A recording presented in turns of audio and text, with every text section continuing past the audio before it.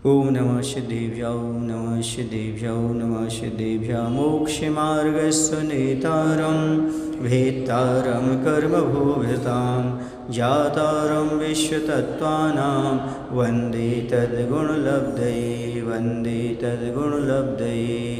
बोले देवादिदेव श्री महावीर भगवान की, आचार्य पूज्यपाद स्वामी की, आचार्य उमा स्वामी महाराज की, आचार्य गुरु विद्यासागर जी महाराज की।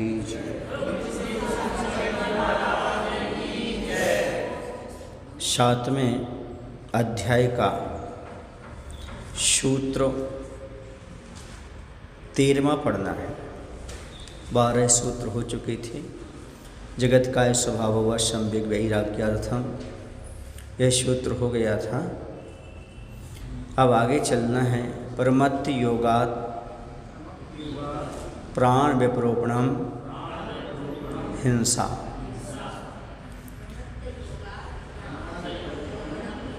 परमत्त योग से प्राणों का वध करना हिंसा है।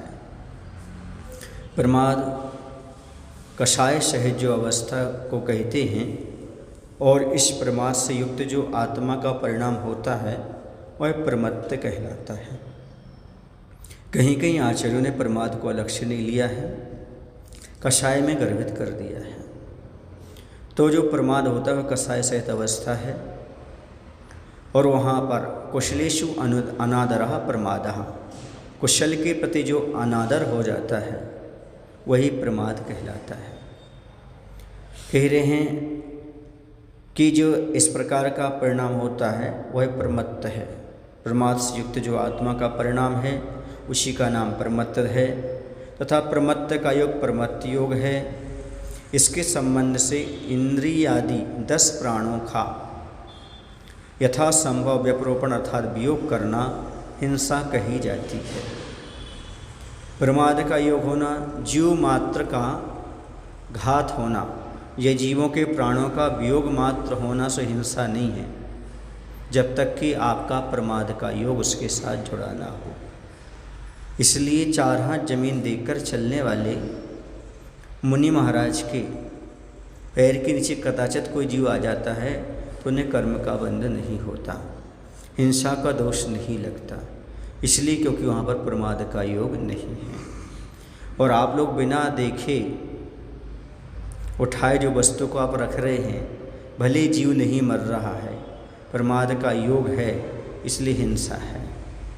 जैसे फर्श बिछा हुआ है, अब आप सीधे आकर के फर्श पर बैठ जाते हैं, ये प्रमाद का योग है। बिना देखे, बिना परिमार्जन किए चटाई आदि पाट आदि खिसकाना, ये सब किसका योग है? प्रमाद का योग है। अकेले यहीं नहीं लगाना, गाड़ी में चलना भी प्रमाद का योग है। जो वाहन आदि में चलते वो सब पूर्ण रूप से प्रमाद का योग ही है। इससे प्राणियों को दुख होता है, इसलिए वह अधर्म का कारण है, पाप का कारण है। जो भी प्रमाद का योग रहेगा, उस प्रमाद के योग से जीवों के जो प्राणों का वियोग होगा वो हिंसा है, और इससे प्राणियों को दुख होता है, इसलिए इसको अधर्म कहा है।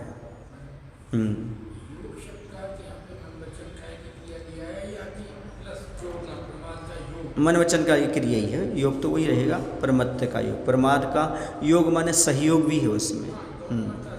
हाँ, तो मन वचन का कि जो भी क्रिया करोगे उससे वियोग होगा, तो प्रमाद का योग उसमें से साथ में रहेगा। ऐसा जी हाँ, केवल प्राणों का वियोग करने से अधर्म नहीं होता, यह बतलाने के लिए प्रमत्त योग से यह पद दिया गया है। कहा भी है, वहाँ पर आचार्य ने क्या कहा है कि ईर्या समिति से युक्त साधु के अपने पैरों के उठाने पर चलने के स्थान में यदि कोई क्षुद्र प्राणी उनके पैर से दब जाए और उसके संबंध से मर जाए, तो भी उस निमित्त से थोड़ा भी बंध आगम में नहीं कहा, क्योंकि जैसे अध्यात्म दृष्टि से मूर्छा को ही परिग्रह कहा है, वैसे यहाँ भी रागादि परिणाम को हिंसा कहा गया है। शंकाकार कहता है, प्राणों का विनाश न होने पर भी केवल प्रमत्त योग से ही हिंसा कही जाती है। कहा भी है मर्दयाजी यदुया जीवो ऐदाचारस निच्छदा हिंसा पैदस नत्थि बंधो हिंसा मित्तेन समिदस्य। जीव मर जाए या जीता रहे तो भी यत्नाचार से रहित पुरुष के नियम से हिंसा होती है, चाहे जीवों का घात हो या ना हो। हमने कहा ना भी, आपने पाटा खिसकाया, जीव मरे या ना मरे तो भी आपके लिए हिंसा का दोष, क्योंकि आपने यत्नाचार पूर्वक नहीं किया, उसने प्रमाद रखा।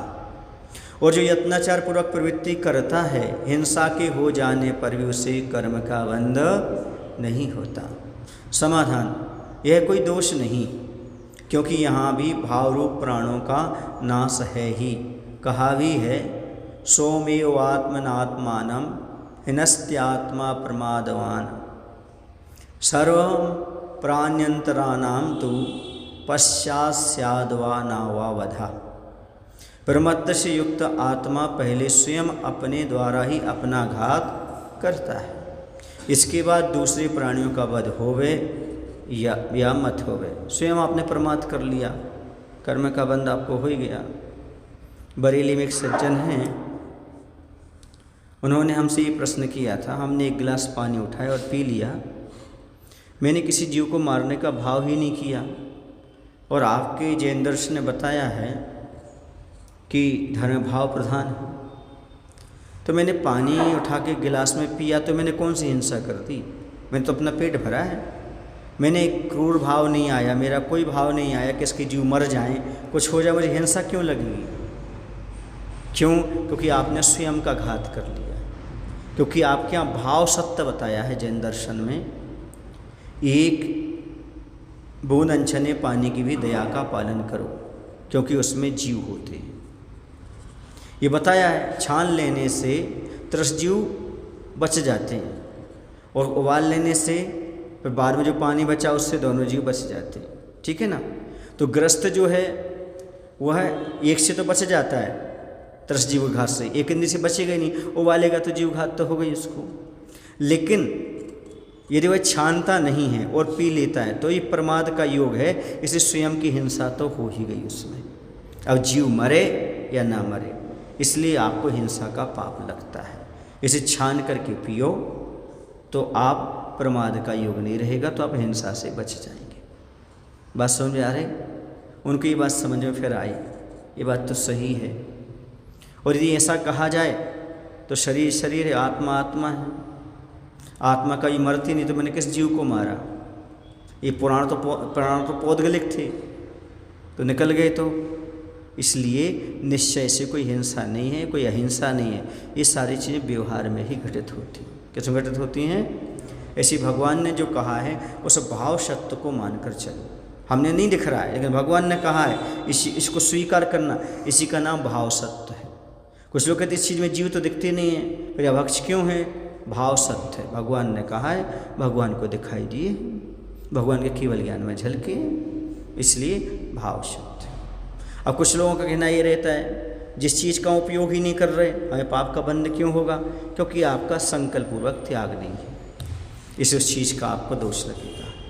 जैसे आपका विदेश जाने का त्याग नहीं है और ईरा समिति का भी नियम नहीं है आपका, तो आपके लिए विदेश में जो हो रहा है उस सब का पाप आपको भी लगेगा, क्योंकि आपका क्या नहीं है? उसका त्याग नहीं। तो प्रमाद से युक्त आत्मा पहले स्वयं अपने द्वारा ही अपना घात करता है, इसके बाद दूसरे प्राणियों का वध होवे या न मत होवे, अपना घात तो हो ही गया। समझ में आ रहा है ना? इसलिए भाव अपने आप में महत्वपूर्ण होते हैं। क्यों? क्योंकि स्वयं का घात तो जीव ने अपना कर लिया। इसलिए कहा राग आदि नाम हिंसा। और शासित उपाय में राग आदि जो राग द्वेष परिणाम है उसी को हिंसा माना गया है। अब जीव मरे या ना, जो राग द्वेष परिणाम हो गए आपके, वही आपके लिए हिंसा के कारण बन गए। इसलिए हमारे लिए इस चीज़ को समझने की आवश्यकता है। जो भी क्रिया करें यत्नाचार पूर्वक करें, विवेक पूर्वक करें। यदि आप यत्नाचार पूर्वक विवेक पूर्वक क्रियाएं करते हैं तो आप जीवों की हिंसा से बचेंगे, प्रमाद से बचेंगे, तो कर्म का बंध भी आपको नहीं होगा। जितने आप यत्नाचार से चलेंगे, उठेंगे, बैठेंगे, उतने आप अधर्म से बच जाएंगे, पाप से बच जाएंगे। और जितने में आप नहीं हमें चलता है, हमें होता है, हमें करता है, तो पाप का बंध होता चला जाता है। कुछ लोग कहते हैं महाराज पंखी का त्याग तो नहीं है, चला मिल जाए तो बैठ जाते हैं, ऐसा हो जाए तो चल जाता है, ऐसा हो जाए तो चल जाता है। मतलब क्या अर्थ हुआ उसका? अर्थ ये हुआ कि आप उससे अभी दूर उठे नहीं हैं, यानी उससे दूर नहीं हुए अभी, क्योंकि मन वचन काय कहीं ना कहीं कारण मुद्रा से चल रहा है वो, ऐसा है।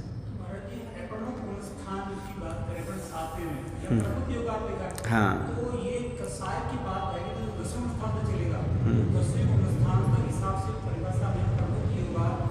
नहीं नहीं, सुनिए, यहाँ पर जहाँ तक प्रमाद रहता है वहाँ तक की कसाई लेना, जहाँ प्रमाद नहीं उस कसाई से नहीं, ऐसा। हाँ, क्योंकि योग तो मुख्य रूप से प्रमत्त योगा था, ऐसा।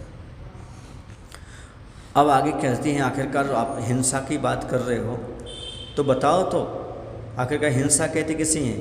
आह अविहित लक्षणा हिंसा तद अंतर उद्दिष्टम अनृतम किम लक्षणम इति अत्र उच्यते। अब कह रहे हैं कि हिंसा का लक्षण कहाँ। अब उसके बाद असत्य का लक्षण बताने के लिए आगे का सूत्र कहते हैं। हिंसा आपको समझा दी, हिंसा क्या है? जब जब प्रमाद का योग होगा तब तक क्या हो जाएगी? हिंसा हो जाएगी, यही समझो। अब असत बोलना अनर्थ है। अब झूठ किसे कहते हैं? असत बोलना झूठ है। सत शब्द प्रशंसावाची है, जो सत नहीं वह असत है, जो प्रशंसनीय नहीं है वह असत है। इसका अर्थ आप समझे, जो प्रशस्त नहीं है, यानी अप्रिय बोलोगे वो भी झूठ कहलाएगा, निंदाकारक बोलोगे वो भी झूठ कहलाएगा, क्योंकि वो प्रशंसा के योग्य नहीं है। सत शब्द कैसा है? प्रशंसावाची। जो सत नहीं है वह असत है। असत का अर्थ है अपशस्त। तात्पर्य यह है कि जो पदार्थ नहीं है उसका कथन करना अनृत असत्य कहलाता है। ऋत का अर्थ सत्य है, और जो ऋत सत्य नहीं है वह अनृत है। शंका अपशस्त किसे कहते हैं? समाधान, जिससे प्राणियों को पीड़ा होती है उसे अपशस्त कहते हैं। अब निंदा से भी जीवों को प्राणी होगी, अप्रिय बोलोगे तो भी, कटु वचन बोलोगे तो भी, ये सारे के सारे क्या हो जाएंगे? प्राणियों को। अब कई बार तो ये सब सत्य बोलने से प्राणियों को कष्ट हो जाता है, तो उसे नहीं लेना यहाँ पर, समझ गए ना? सत्य तो सत्य रहेगा। अब वहाँ पर सत्य बोलने के लिए थोड़ा सा सावधानी रखना पड़ती है, ये है, क्योंकि सत्य महाव्रत अलग है, सत्य धर्म अलग है, भाषा समिति भी एक है और वचन गुप्ती भी एक है। 4 चीज़ों का पालन मुनि राजों को करना पड़ता है। सत्य धर्म भी, सत्य महाव्रत भी, भाषा समिति भी और वचन गुप्ती भी। ये 4 के मायने अलग अलग होते हैं।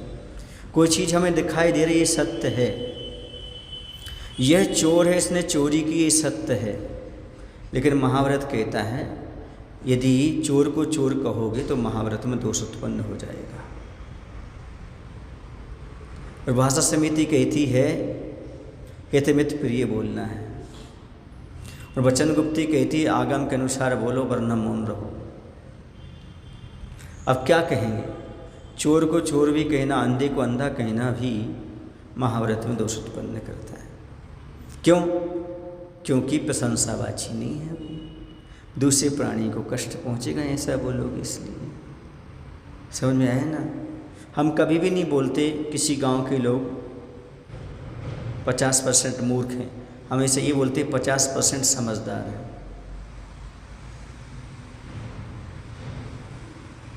प्रशंसनीय होना चाहिए। तो जिससे प्राणियों को पीड़ा होती है उसे अपशस्त कहते हैं। भले ही वह चाहे विद्यमान पदार्थ को विषय करता हो या चाहे अविद्यमान पदार्थ को विषय करता हो, यह पहले ही कहा है कि शेष व्रत अहिंसा व्रत की रक्षा के लिए हैं, क्योंकि अहिंसा खेती है, बाकी व्रत बाड़ी है, बाउंड्री वाल है। यदि अंदर फसल है तो बाउंड्री वाल का महत्व है, और फसल नहीं है तो बाउंड्री वाल का क्या मतलब। अहिंसा नहीं पल रही तो बाकी के व्रत कैसे पलेंगे। आचार्य का यही तो कहना है जिसको लोग समझ नहीं पा रहे, कि जो व्यक्ति बिलछानी जीवानी व्यवस्थित नहीं डालेगा, उसकी 2 प्रतिमा में अहिंसा व्रत कैसे पलेगा। जब वो नहीं पलेगा तो आगे के व्रत कैसे पलेंगे। उसके आगे के व्रत है ही नहीं उसके पास। नल का पानी पी रहा है तो कैसे उसकी अहिंसा व्रत है ही नहीं, आगे के व्रत का क्या करेंगे, कोई काम नहीं कर सकते। तो इस चीज़ को समझने की बहुत आवश्यकता है। यह पहले ही कहा है, इसलिए इससे जिससे हिंसा हो वह वचन अनृत हैं, ऐसा निश्चय करना चाहिए।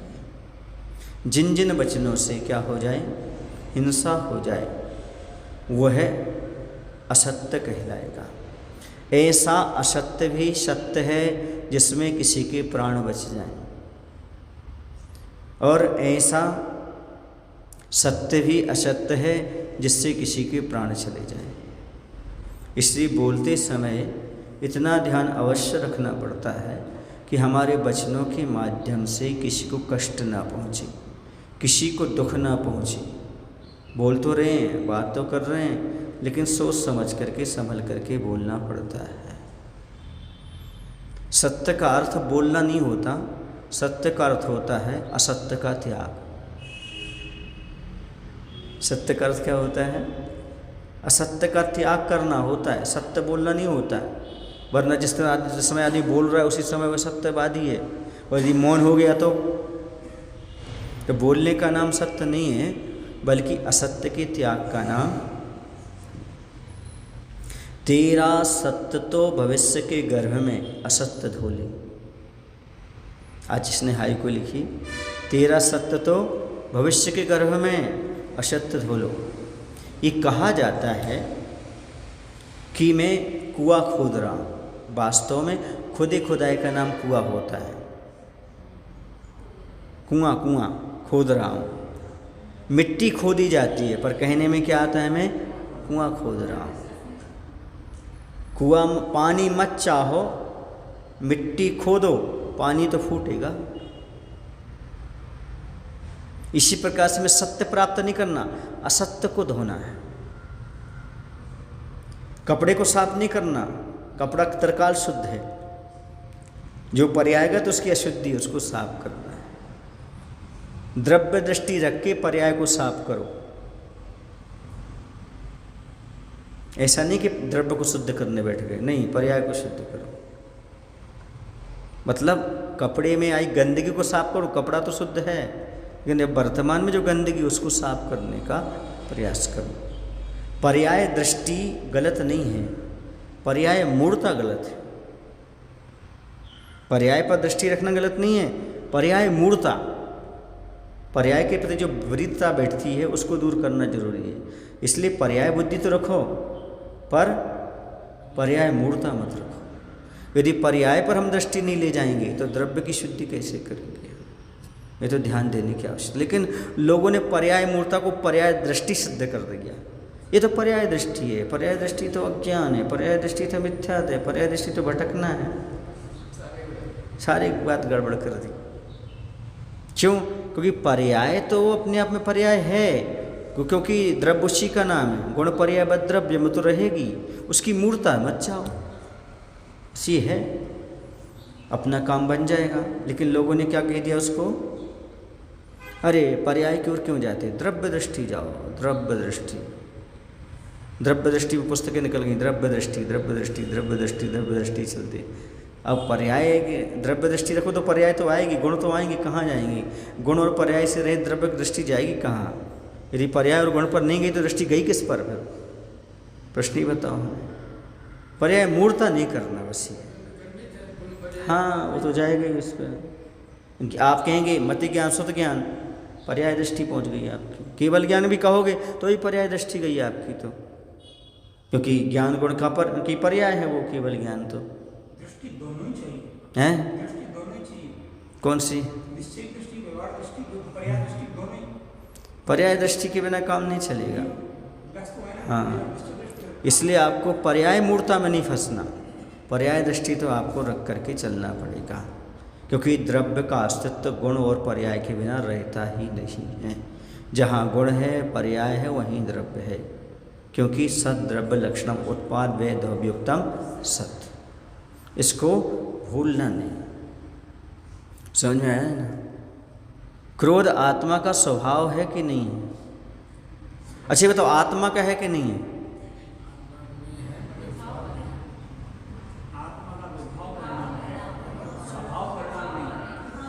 पहले बताओ, आत्मा का है कि नहीं है? ये पर्याय दृष्टि हो गई तुम्हारी। इसी में तो नहीं उलझना, ये पर्याय है, ये पर्याय दृष्टि गई आपकी। लेकिन यदि आपने कह दिया ये आत्मा का नहीं है, ये पर्याय मूर्ता हो गई आपकी। आत्मा का तो है, पर आत्मा का स्वभाव नहीं है, ये है पर्याय दृष्टि। ये पर्याय मूर्ता नहीं है, इसलिए लोग पर्याय मूर्ता सिद्ध करते हैं। तुमने ये कह दिया कि क्रोध आत्मा का हो गया, ये पर्याय मूर्ता हो गई, ये पर्याय मूर्ता नहीं है।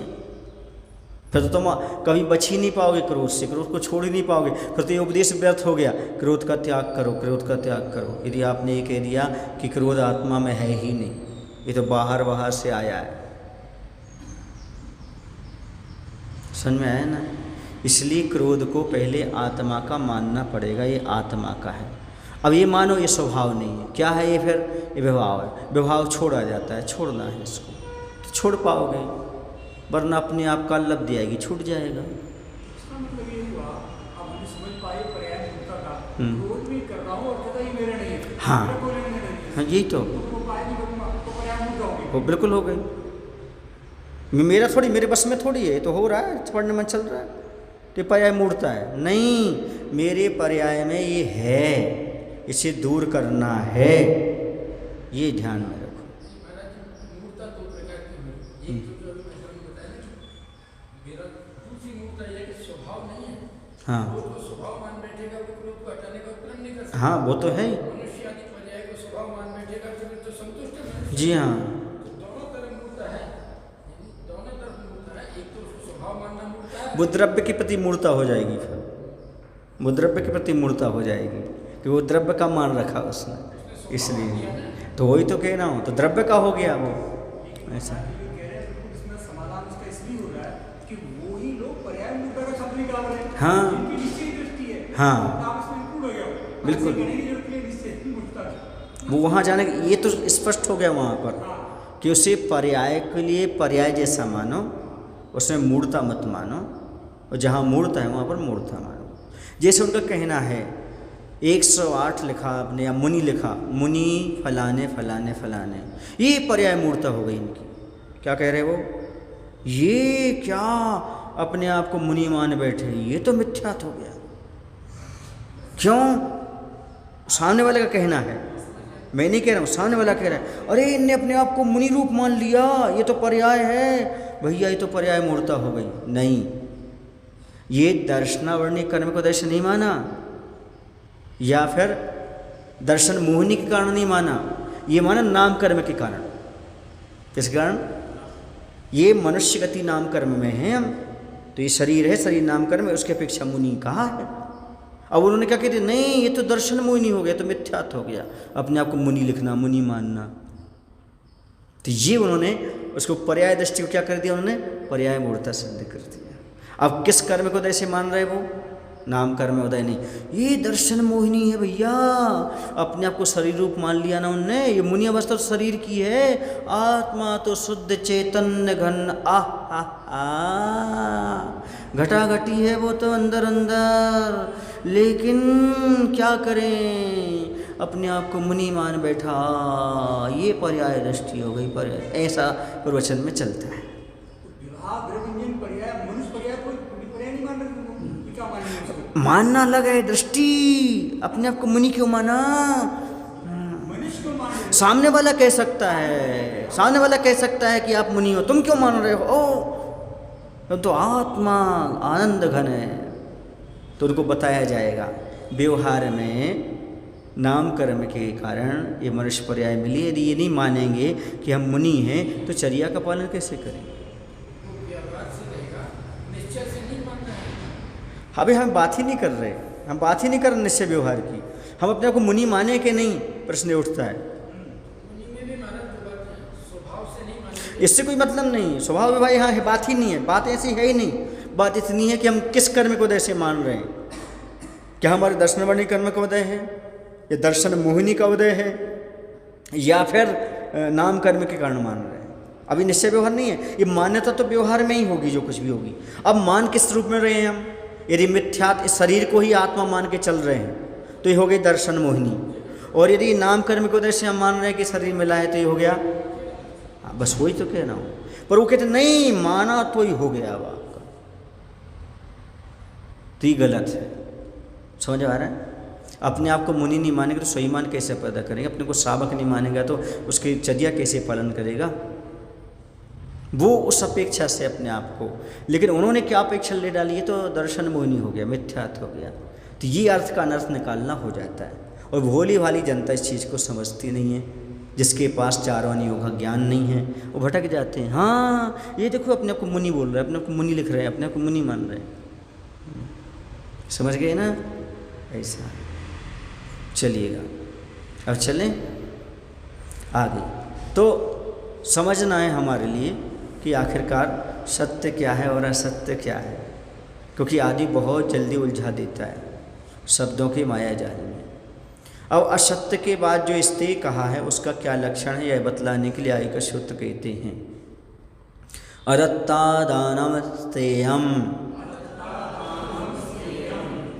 आदानम ग्रहणम अदत्तस्या आदानम अदत्तादानम स्तेयम इति उच्यते।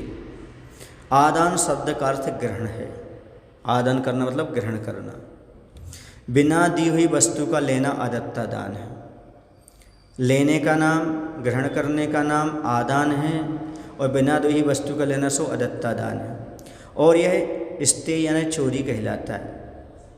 शंकाकार कहता है यदि स्ते का पूर्वोक्त अर्थ किया जाता है तो कर्म और नौकर्म का ग्रहण करना भी स्ते ठहरता है, क्योंकि ये किसी के द्वारा दिए नहीं जाते, और इसे किसी के हैं भी तो नहीं। समाधान, यह कोई दोष नहीं, क्योंकि जहाँ देना और लेना संभव है वहीं स्ते का व्यवहार होता है। शंका, यह अर्थ किस शब्द से फलित होता है? समाधान, सूत्र में जो अदत्त पद का ग्रहण किया है उससे ज्ञात होता है कि जहाँ देना लेना संभव वहीं स्ते का व्यवहार होगा। और जहाँ पर पुद्गल कोई न देने वाला न कोई लेने वाला, ऑक्सीजन कौन दे रहा है आपको? कौन ले रहा है? धूप कौन दे रहा, कौन ले रहा है? ये नहीं। तो स्ते का अर्थ करने पर भी भिक्षु के ग्राम नगर आदि में भ्रमण करते समय गली कूचा के दरवाज़ा आदि में प्रवेश करने पर बिना दी हुई वस्तु का ग्रहण प्राप्त होता है। समाधान, यह कोई दोष नहीं, क्योंकि वे गली कूचा के दरवाज़ा आदि सबके लिए खुले हैं। यह भिक्षु जिनमें किवाड़ आदि लगे हैं उन दरवाजा आदि प्रवेश नहीं करता, क्योंकि वे सबके लिए खुले नहीं हैं।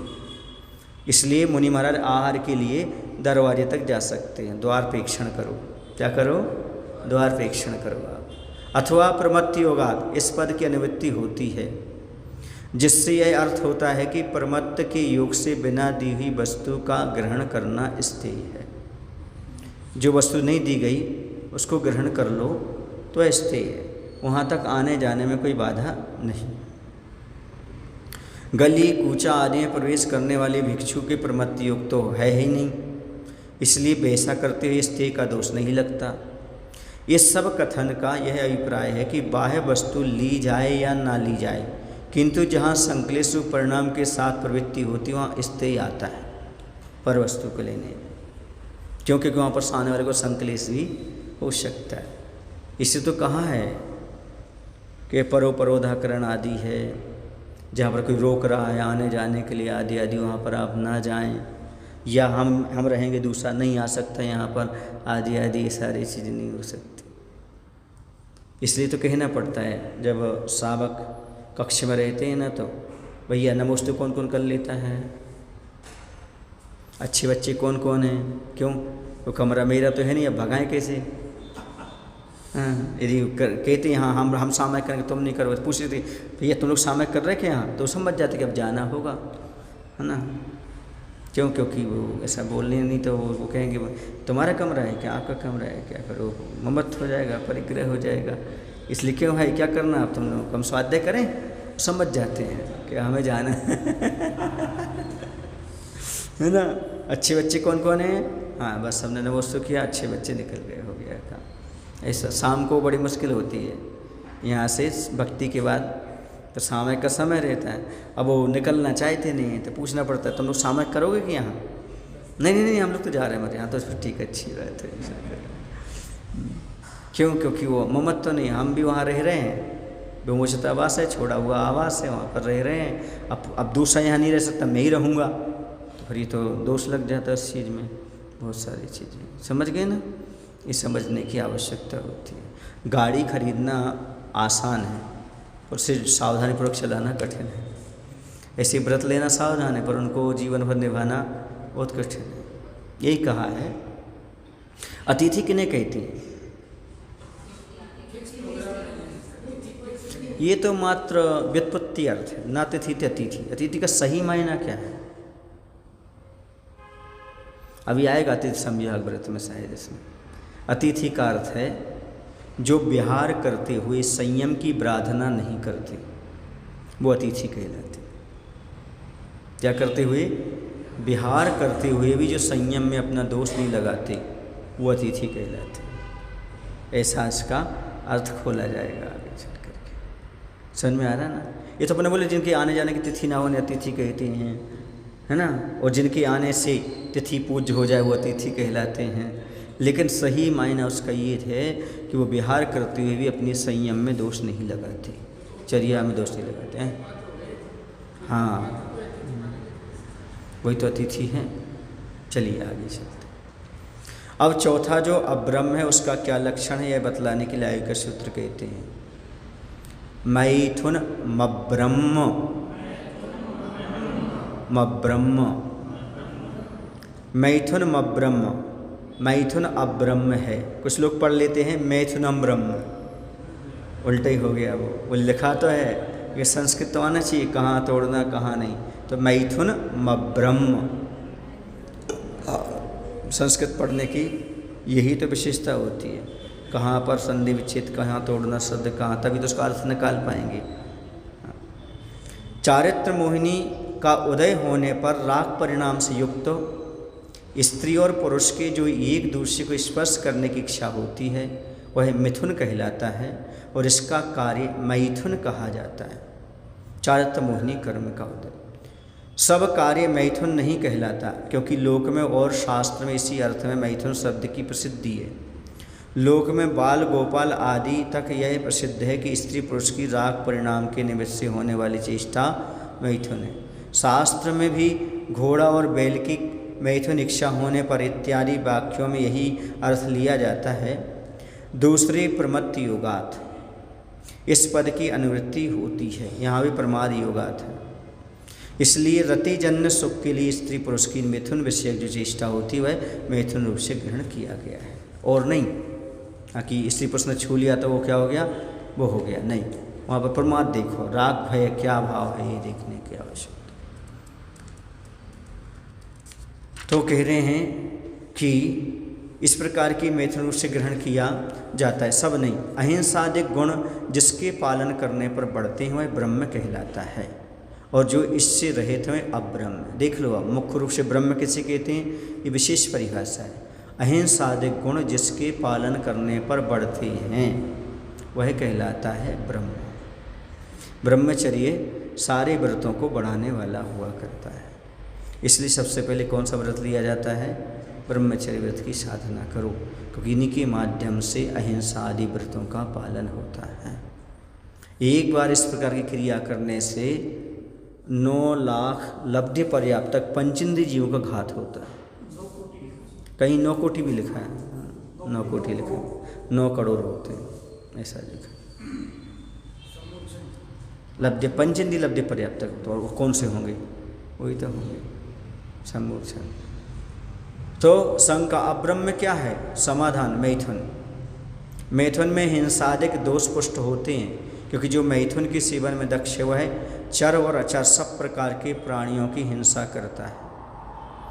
उसे उसकी पुष्टि के लिए झूठ भी बोलना पड़ता है, बिना दी हुई वस्तु भी लेना पड़ती है, तथा चेतन और अचेतन दोनों प्रकार के परिग्रह को स्वीकार कर लेता है। स्त्री चेतन परिग्रह है, स्त्री चेतन परिग्रह है, शरीर अचेतन भी है, और ये बहुत सी चीज़ों को उसको ग्रहण करना पड़ता है। इसलिए सारे के सारे दोष पैदा करने वाली कोई चीज़ है तो वो यही है। ये चराचर में वो स्थावर दृष्टि विचल। हाँ, चराचर माने वही दोनों प्रकार के जीव। क्यों? क्योंकि इसकी जो व्यक्ति विवाह करेगा, ग्रस्त बनेगा, उसको सारी चीज़ें करनी पड़ेंगी, आरंभ सारंभ सब करता ही है। ग्रस्त उसी को कहा जिसकी गृहिणी आ गई, उसे ग्रस्त नहीं कहा जिसकी शादी नहीं हुई। बोलते हैं महाराज के ग्रस्त जीवन के, तो उनको बोलो इन जो शादीशुदा महाराज बने हैं। बालमचारी ग्रस्त नहीं कहलाते, ग्रस्त जीवन नहीं कहलाता, बचपन का जीवन कह लो, पर ग्रस्त मत कहो। ग्रस्त कहने कहते हैं जो एक बार त्रस्त हो चुके हैं वो ग्रस्त हैं, जिनकी गृहिणी आ गई। क्या आ गई? जो ग्रस्त से महाराज बने वो कहलाते हैं वृद्ध लोग, जो शादी करके सब कुछ करके फिर महाराज बनते हैं। उनका होता ग्रस्त जीवन, उनका पूर्वग्रस्त जीवन। और जो बाल ब्रह्मचारी तो उनका ग्रस्त जीवन नहीं होता, उनका बचपन का जीवन होता है। तो ग्रस्त हुए नहीं वो तो कैसे होंगे? जब तक गृहस्थी नहीं बसाई, गृहिणी नहीं आई तो गृहस्थी नहीं बसी, और गृहस्थी नहीं बची तो बसी, तो कैसे ग्रस्त कहलाएंगे? समझ में आ रहा? इसलिए गृहस्थ वो हैं, समझ, जिन्होंने दूसरे का हाथ ग्रहण कर लिया। गृहस्थ, दूसरे का हाथ नहीं माने पानी ग्रहण नहीं हुआ, समझ गए ना, तो वो गृहस्थ नहीं कहलाते। हाँ, किसी का हाथ मांग लो, हाथ दे दो तो गृहस्थ हो गए। ग्रहण कर लिया हस्त, दूसरे का ग्रस्त हो गए, गृहिणी आ गई। हाँ हाँ, अगर कहते तो ऐसा ही है। हाँ, किसका? बचपन के परिवार के परिजन के लोग, पहले के परिजन के लोग, ग्रस्त मत कहो। लेकिन हाँ, पूर्वावस्था के बोल सकते हैं। हाँ, पूर्वावस्था के परिजन आ गए, या कोई भी कह रहे भाई आ गए, पिता पिता आ गए, है ना, ये कह सकते हैं आप, कोई दिक्कत नहीं। तो इस प्रकार से यहाँ पर कहा जा रहा है कि जो कुछ भी वर्तमान में 2 से या 5 पाप होते हैं वो ग्रस्त जीवन में आते हैं। तो मैंने एक बार HAL में समझाया था लोगों को, शादी के पहले 2 चीज़ें करें और शादी के बाद 2 चीज़ें करें। शादी के पहले 2 चीज़ें पैदा करें, सहन शक्ति और समझ शक्ति। सहन शक्ति और समझ शक्ति, एक दूसरे को समझने की शक्ति पैदा करो, और एक दूसरे को सहने की शक्ति पैदा करो, तभी आप शादी करो, वरना मत करो। क्योंकि सहन शक्ति नहीं तो कैसे शादी करोगे? और एक दूसरे को समझ नहीं पाओगे, इसका व्यवहार उसका व्यवहार, तो कैसे करोगे? हाँ, नीम का स्वभाव कड़वा है, इसे दुर्गुण मानोगे तो कैसे खाओगे? नीम का स्वभाव दुर्गुण है, यदि इसे स्वभाव न मान के दुर्गुण मानोगे तो कैसे खाओगे? इसे किसी चीज़ का उसका नेचर ही ऐसा है, बात बात पर चिड़चिड़ा करना, शिकायत करना, उसे स्वभाव मान लो ना। दुर्गुण मानोगे तो फिर कैसे सहन ही नहीं कर पाओगे आप। जब सहन नहीं होगा तो फिर गड़बड़ हो जाएगा। हाँ, इसलिए वो समझ भी पैदा करो, सहन शक्ति भी, समझ शक्ति। हाँ, समझदारी लाओ। नहीं, समझदार आदमी तो शादी नहीं करता, लेकिन फिर भी यदि कर रहे हो तो हाँ, क्योंकि एक बार एक व्यक्ति देवता के सामने खड़ा था, वो कहता भगवान मुझे एक समझदार पत्नी दे दे। एक बच्ची कह रही थी मुझे एक समझदार पति दे दे। देवता कहते हैं पागल, समझदार तो शादी नहीं करते। चलो आगे चलते हैं, समझ गए ना। तो अब इतनी समझ तो पैदा करो कम से कम, शादी कर रहे हो तो, कि सामने वाले को समझ सको और सहन कर सको, ऐसा। फिर शादी के बाद क्या करना? शादी के बाद 2 काम करना। 2 चीज़ें बढ़ जाती हैं, एक खर्चा बढ़ जाता है, दूसरा पाप बढ़ जाता है। सो धन कमाओ और पुण्य कमाओ, ये दोनों चीज़ें नहीं करोगे तो गड़बड़। शादी के बाद आदमी धन तो कमाता है, तो खर्चा तो निपटा लेता है, पर सुखी नहीं रह पाता, क्योंकि पुण्य नहीं कमाता, क्योंकि पाप बढ़ रहा है। खर्चा बढ़ रहा है सो धन तो कमाता है, लेकिन पाप बढ़ रहा है सो धर्म नहीं करता। इसलिए ग्रस्त के 6 आवश्यक कहे, 6 कर्माणि दिने दिने ग्रस्तानाम। क्यों ग्रस्त को 6 आवश्यक जरूरी है? इसलिए ज़रूरी है क्योंकि अब तुम्हारा पाप बढ़ गया जब तक तुमने शादी नहीं की, जब तक 6 आवश्यक नहीं पालो चल जाएगा, लेकिन शादी के बाद नहीं पालो फिर नहीं चलेगा, फिर दुखी रहोगे आप। हाँ, तो क्या ना, पैसा तो कमाने लगता है लेकिन धर्म नहीं कमा पाता, पुण्य नहीं कमा पाता, इसलिए दुखी रहता है। शादी के बाद प्राय दुखी वो रहते हैं जो धन तो कमाते हैं पर पुण्य नहीं कमाते, और वो लोग सुखी रहते, धन भी कमाते और पुण्य भी कमाते, दोनों चीज़ें, क्योंकि दोनों बढ़ रही हैं। खर्चा बढ़ रहा है, पाप बढ़ रहा है। खर्चा तो आपको दिख रहा है पर पाप आपको नहीं दिख रहा है, पाप हम दिखा रहे हैं आपको, इससे पुण्य भी बढ़ाओ। समझ गए? हाँ, इससे 2 काम शादी के पहले सहन शक्ति और समझ शक्ति, और 2 काम शादी के बाद। कौन से? आमदनी बढ़ाओ और पुण्य बढ़ाओ, धन बढ़ाओ और पुण्य बढ़ाओ, तभी आप बैलेंस में रह सकते हो, वरना नहीं। ये 4 चीज़ें सीख लो अच्छी तरह से, शादी के पहले 2 चीज़ें और शादी के बाद 2 चीज़ें, तभी आप सुखी हो, वरना नहीं। किसके आगे? हाँ, शादी करने के बाद पुण्य बढ़ाया। अब पुण्य बढ़ाने के बाद एक काम करो, अपने पुण्य के लिए अब भुनभुनाते हुए नहीं, क्या करते हुए नहीं, मुस्कुराते हुए व्यतीत करो। बुढ़ापा होता है तो मात्र किसके लिए होता है बुढ़ापा? बुढ़ापा होता है पुण्यार्जन के लिए। अब धन कमाना बंद कर दो, एक ही चीज़ रह जाएगी। अब जो तुमने धन कमा लिया अब उसको रख लो, अब धन की ओर ध्यान मत दो।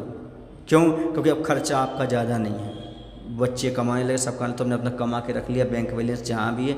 अब तो पुण्य कमाओ मात्र, धन मत कमाओ, एक ही बचा आवास में, ठीक है ना? बुढ़ापे में क्या करो? पुण्यार्जन ही करो, 24 घंटे पुण्यार्जन, जैसे मिले जैसे लगे रहो, लगे रहो, लगे रहो मुन्ना भाई। किसमें? पुण्य कमाने हैं, मात्र पुण्य कमाने में लगे रहो, और कुछ नहीं करना। ये पुण्यार्जन का समय है, शिकायत करने का नहीं है, भिनभिनाने का नहीं है, गुनगुनाने का समय। भजन गुनगुनाओ, आत्मा परमात्मा गुनगुनाओ, स्वाध्याय गुनगुनाओ, पुण्य गुनगुनाए, फिर देखो आपके गुण ही गुना जाए। ये समय है, ये शिकायत का नहीं है। 2 रोटी चुपचाप खाने को मिल गई, खाओ पियो, मंदिर में बैठ जाओ, धर्म ध्यान करो, फिर घर गए। किसके इंटरफियर मत करो, नाती पोता कुछ में, तुम्हें जो करना करो बेटा, हमने तो जोड़ी की साहब जी सब कुछ दे दी, हमें तो बस 2 बार भी भोजन करना है, बस। अब कोई इंटरफियर नहीं, जहाँ तुमने इंटरफियर किया वहीं गड़बड़ हो जाता है, उसमें न जाओ। अब तुम्हारा काम नहीं बचाइए, कर लिया तुमने जीवन भर, तो उसी में लगे रहोगे। अब बच्चों की स्वतंत्र जिंदगी छोड़ दो, तुम जियो। हैं? शादी के बाद फिर जिम्मेदारी नहीं होती। यदि आपका बच्चा पैर पर खड़ा हो गया तो फिर जिम्मेदारी नहीं बनती, और जिम्मेदारी यही है कि उसी को जिम्मेदारी दे दो। बच्चे बड़े हो गए, वो अपने पैर पे खड़े हो गए, शादी हो गई, सारी चीज़ें, उसके बाद अब तुम जानो। अब हाँ, बहुत अति गलत दिखे तो थोड़ा टोको, और जहाँ गलत नहीं दिख रहा है अपने हिसाब से करते जाओ बेटा, कोई बात नहीं, गलतियाँ किससे नहीं होती नहीं। अब जैसे लगे नहीं ये तो कुल के विरुद्ध हो रहा है, ये तो इसके जीवन को बर्बाद कर देगा, तो इन चीज़ों में टोको, आप उसको मना करो, बाकी सहज चलने दो, टोका टाकी मत करो। अब टोका से टोको। अब ने टोक्यो जापान की राजधानी है, भारत की तो दिल्ली है, ये दिल वालों की है। दिल बड़ा रखो, हृदय बड़ा रखो, समझ आया ना? सबसे अच्छा बुढ़ापे में, इसके अलावा कोई काम नहीं। आपने देखा मुझे देखा, आपने नहीं देखा? कितने दिन हो गए अभिषेक देखते, पूजन देखते, सब कुछ करते, टोका टिकी की हमने कभी? क्यों? ठीक है, सब अपने सक्षम, सब करना। हम भारत के दिल वालों की है ये, टोका टाकी ज़्यादा नहीं। सुनिए, नहीं, जब वो दूसरी सीमा को, अपनी सीमा तो घर में है ही, दूसरी सीमा के पास जाने लगे तब टोको उसको। समझ में आया ना? जब ऐसे अनैतिक काम करने लगे तब उसके लिए टोको। बाकी ठीक है, थोड़ा बहुत तो स्वतंत्रता सबके पास है, सबकी अपनी अपनी लाइफ है, अपनी अपनी वाइफ है सबकी, जियो बेटा, खा पियो, तुम्हारा ये स्वतंत्र। अब उनकी व्यक्तिगत चीज़ में इंटरफेयर करना ये अच्छा नहीं, क्योंकि आपकी सोच अलग है, उनकी सोच अलग है, आपकी उम्र अलग है, उसकी उम्र अलग है। अब बच्चों की उम्र अलग है, अपनी उम्र अलग है। अब आज ही वो कहने लगी हमसे, महाराज जी बच्चा बहुत उधम करता है। हमने कहा बचपन में तुमने कम किया क्या? और बच्चे उधम नहीं करेंगे तो ये कहोगे महाराज ये तो बीमार हो गया।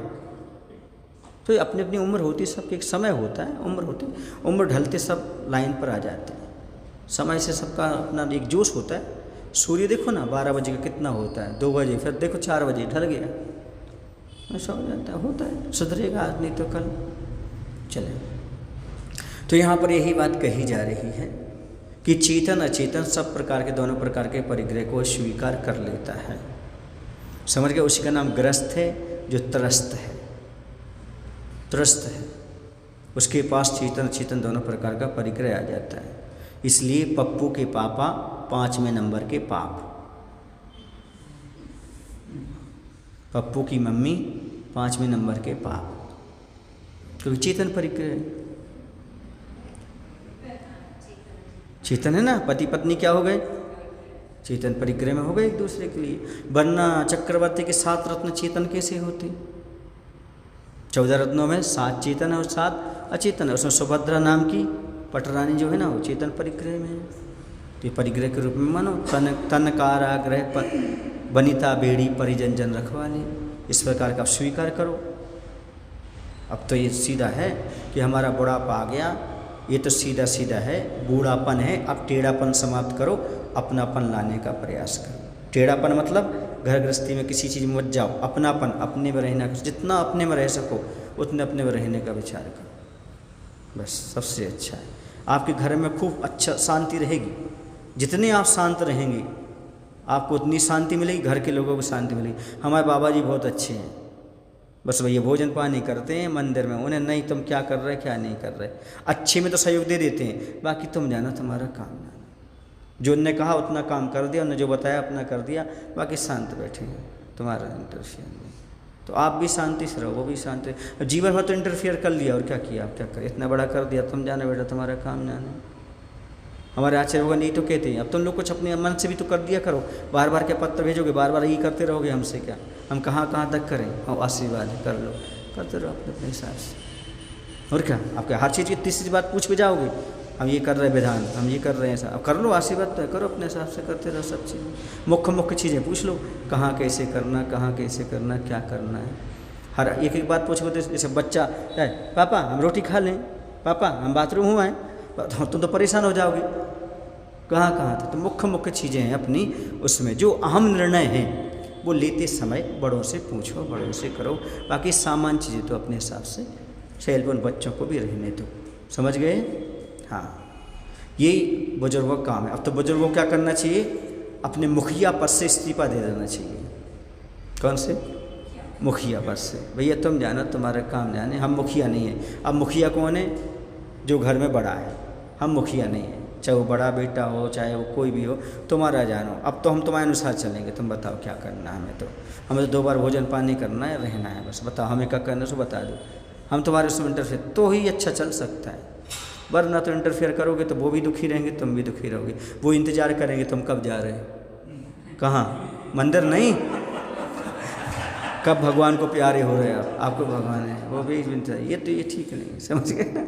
इसलिए अब तुमने पूछा तो मैंने बता दिया कि आखिरकार अब क्या करना चाहिए, कैसा करना चाहिए। तो ये सब में मत उलझो, बहुत समय हो गया, बहुत निकल गया, ये चीज़ें नहीं हैं। और बड़े आदमी टोका टाकी कम करते हैं, वही बड़े लोग होते हैं, वरना इज्जत नहीं रहती फिर समाज में, परिवार में। जितना हर चीज़ में ऐसा नहीं, ऐसा नहीं, ऐसा हो रहा है, वैसा हो रहा है, वो आदमी कहेगा यार इनको तो कुछ चीज़ पसंद ही नहीं आती, हम कहाँ तक इनके पीछे पड़े रहें। वो सामने वाला इज्जत करना बंद कर देता है, तुम चिल्लाते रहो, सुनते ही नहीं, ये तो बेइज्जती है, और कौन सी बेइज्जती है, चाबी हाथ में है और लग एक भी नहीं रही। मेरी समझ में हम समझा देते आपके लिए। क्या हुआ, एक सेठ जी थे, उनका एक नौकर था, तो उनके यहाँ रिश्तेदार आए, तो उन्होंने कहा हम तो बहुत विश्वास पात्र रखें अपने आदमी के लिए, उसे सारी चाबियाँ दे दी। तो वो धीरे से बोलता है, चाबी तो दे दी हैं पर एक भी ताले में नहीं लगती। समझ गए ना, ऐसे ही बूढ़ा आदमी हो जाता है, चाबी तो सबके पर लगती, एक में नहीं है। बेटा को बोला वो नहीं सुनता, बहू को बोला वो नहीं सुनती, नाती को बोला वो नहीं सुनती। तो चाबियाँ तो सब हाथ में हैं पर बिना ताले खुलने वाली, क्या मतलब होता है, समझ में आ रहा है ना। कोई नहीं सुनता, बैठे रहो तुम ऐसा चिल्लाते रहो, करते रहो, कोई सुनने वाला नहीं। तो ऐसे नहीं बनना अपन को, समझ गए। एक आध चाबी तो लगे कम से कम। यदि अपना नेचर अच्छा हो तो एक आध चाबी काम करते, नेचर ना हो तो ये अपने कमरे की नहीं खुलती, अपने बेटा नहीं सुनता, और की तो बात छोड़ दो। तो ऐसा नेचर मत बनाओ, जंग लगा नेचर मत बनाओ। ऐसा लगाओ अच्छा प्रशस्त हो, प्रेम, तेल घी डालो जल्दी ताला खुल जाए। तो प्रेम स्नेह के साथ रहो, ठीक है। बोले महावीर भगवान की जय। आचार्य विद्यासागर जी महाराज की जय। बोधि समाधि परिणाम शुद्धि स्वात्मोपलब्धि शो शौख सिद्धि चिंता